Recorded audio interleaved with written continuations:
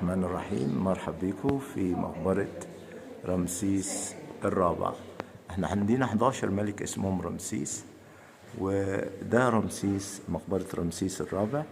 طبعا لما تيجي تشرح لأي ضيف معاك هنا في وادي الملوك وتقول له من بره، طبعا ممنوع الشرح من الداخل، انه المناظر اللي هتشوفها جوه كلها مناظر دينية، عبارة عن كتابات دينية، واللي يطلق عليها كتاب الموتى. يعني ايه Book of the Dead؟ عبارة عن بعض النصوص الدينية اللي هي أطلق عليها كتاب الموتى. طبعا في مداخل المقابر دايما بنشوف الملك صاحب المقبرة وهو بيتعبد إلى الإله راحور أختي، لا إله إلا الله محمد رسول الله.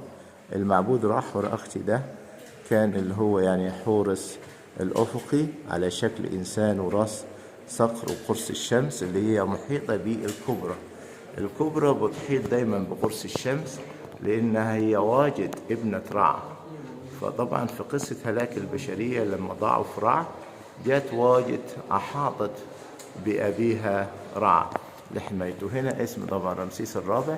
لكن هنا عندنا بعض الكتابات المسيحية اللي هي ترجع تقريبا إلى 1200 سنة تقريبا، لأنه بعض المسيحيين الأوائل هربا من اضطهاد الرومان أو البيزنطيين لهم في شمال مصر، يوم واستوطنوا هنا في الجنوب في بعض المقابر. وذلك عندنا بعض الكتابات وبعض الصلوات المسيحية. هنا عندنا هو اللي هو